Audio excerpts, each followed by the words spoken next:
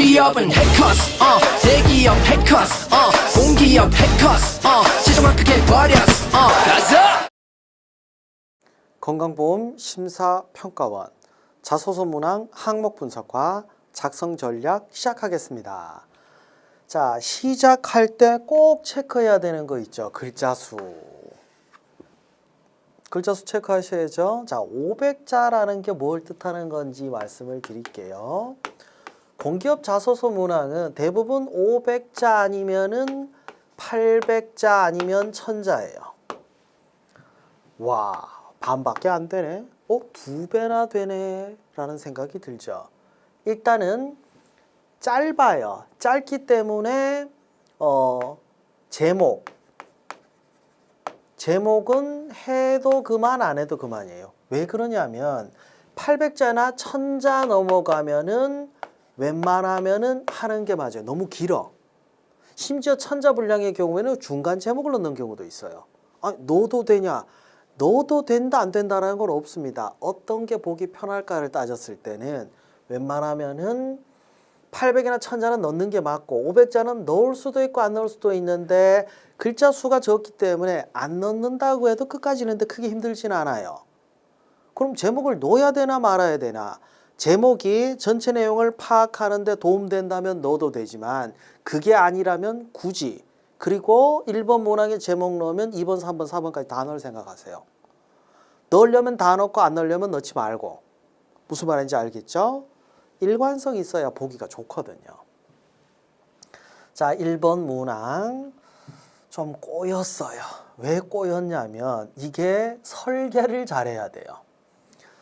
우리 원의 직무와 관련된 본인의 경험을 기술하고 하고 쉼표가 있어요. 이거 끊어야 돼. 이거 따로 써야 돼요.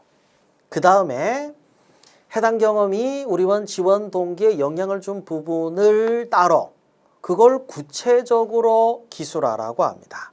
제가 일단은 직무와 관련해서 직무 설명 자료에 나와 있는 필요 지식 기술 직무 수행 태도와 관련해서 연결을 해보려고 했는데 이거는 거의 불가능해요. 왜냐하면 우리가 전문적인 직무 교육을 따로 받지 않은 이상은 이건 경험으로 연결하기가 거의 힘들죠. 물론 심평원에서 인턴을 했거나 하다못해 건보에서 인턴을 했다. 그러면 쓸 게 있는데 그게 아닌 경우에는 쓰기가 힘들어요. 그래서 어떻게 하냐? 실제 직무와 관련된 경험을 찾는 게 먼저예요. 이 경험을 제시해야 돼요. 그럼 실제 직무를 파악하는 게 먼저겠죠.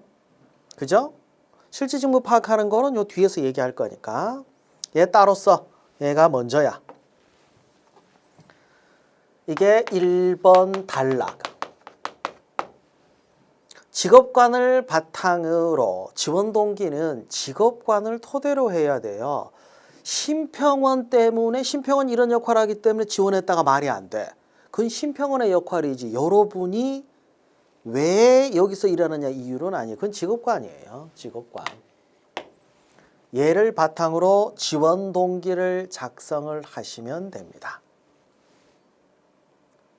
심평원의 역할 때문에 지원했다. 그러면 여기 안 맞아요. 해당 경험이 지원 동기에 영향을 준 부분이 돼야 되니까 직업관 바탕으로 해서 지원 동기를 작성하고 그 다음에 관련된 경험을 찾는 게 현실적인 답이에요. 경험에서 지원 동기 끌어내기 힘들어요. 해봤는데 현실적으로는 일단 직업관 바탕으로 한 지원 동기를 작성한 다음에 관련된 경험 찾는 게 더 빨라요. 물론 실제 작성을 할 땐 그렇게 해서는 안 되겠지만 그리고 경험은 항상 육하 원칙에 맞게 누가 언제 어디서 무엇을 어떻게 왜를 최대한 상세하게 즉 상황을 묘사하고 나서 연결을 해야지 흐릿하게 작성을 하면은 눈에 안 들어와요. 그 다음에 구성을 할 때 자 직무 관련돼서 요렇게 묶어서 1번 문항이라고 했죠. 그 다음에 지원 동기와 경험을 묶어서 이게 2번 문항이에요.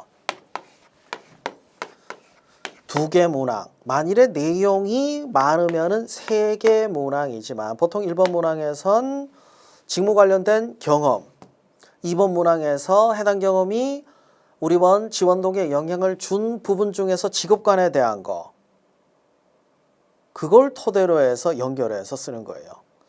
그거가 여러분이 작성할 수 있는, 그러니까 직무와 경험, 경험과 지원 동기 1, 2 정도, 요게 현실적인 작성 방안이에요. 일본 문항이 굉장히 어렵습니다. 너무 복잡하게 해놨어요.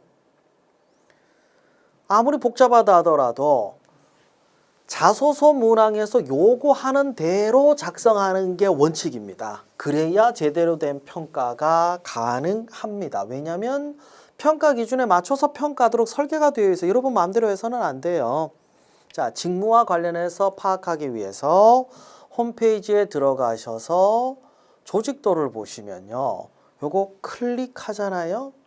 클릭하면 의료수가실에 의료수가 운영부가 어떤 일을 하는지 구체적인 직무가 나와 있어요. 이 중에 연결되는 걸 찾아야 돼요. 왜냐하면 직무 관련이라고 했잖아. 아, 정확하게는 없는데. 자, 앞에 걸 떼고 봅시다. 제도 개선을 추진했다. 또는 정책 지원에 대한 거. 또는 뭐가 있습니까? 의료 행위. 이건 좀 어렵겠다. 구체적인 업무니까. 하지만 연관 지을 수 있는 부분들은 있다라는 거예요. 자소서 문항 자체가 원하는 게 이거기 때문에 여기에 맞출 수밖에 없습니다. 관련 인턴이나 또는 계약직으로서 일했던 경험이 없다면 굉장히 작성하기 힘들 거예요.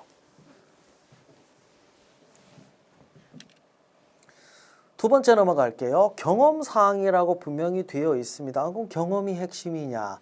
여기에 또 함정 팠죠. 자, 함정이 될 만한 거 몇 개 체크하고 갈게요. 탁월한 성과. 아, 이거 탁월한 성과. 꾸준히 노력한. 꾸준히 노력한.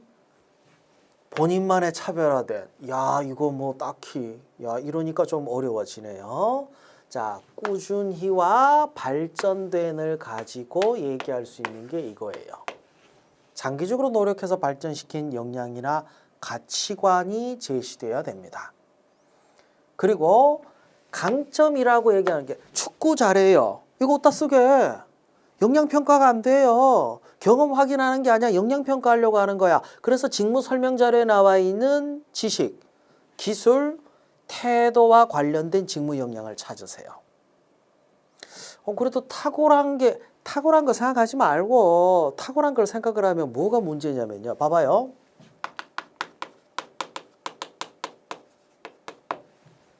여러분 잘 되면 신입사원이에요.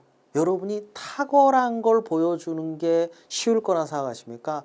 그래서 여기에 현혹되면 안 돼요. 탁월한 성과라고 생각하지 말고 접근을 해봅시다. 자, 그래도 꾸준히 발전시킨 이것 때문에 교육이나 장기 경험이 우선적으로 적용이 돼야 돼요. 교육? 나는 딱히 교육? 학교 4년 다녔잖아요. 여러분 생각으로 해봐야지. 여러분 거 중에서 제일 장기적인 거는 학교 다닌 거예요.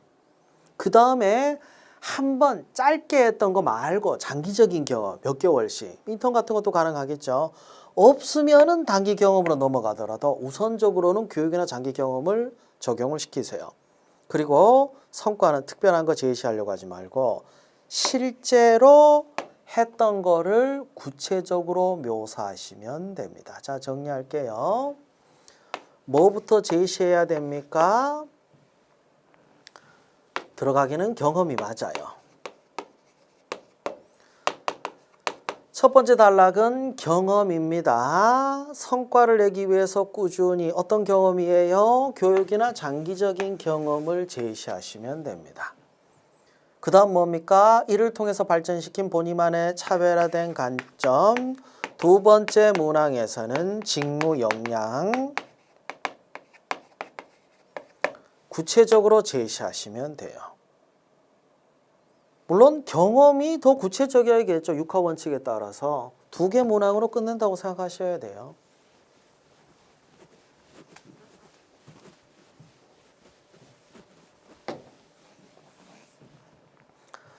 요번이 유독히 좀 어려웠던 자소서 문항들이 아닌가라는 생각을 저도 좀 많이 하고 있기는 해요. 그래서 제가 지금 설계는 해드리는데 설계는 하는데 구체적으로 뭘 하라고 하는 방향을, 디렉션을 계속 드리는 이유가 분명히 이거 방향 못 잡고 가면요. 얘는 옆으로 셀 수밖에 없어요. 왜냐하면 굉장히 막연하고 추상적인 것들이 묶여있기 때문입니다. 다행인 건 분량이 길면 더 힘들어져요. 차라리 임팩트 있고 짧게 정리하는 게 더 나을 거라고 보고 있습니다.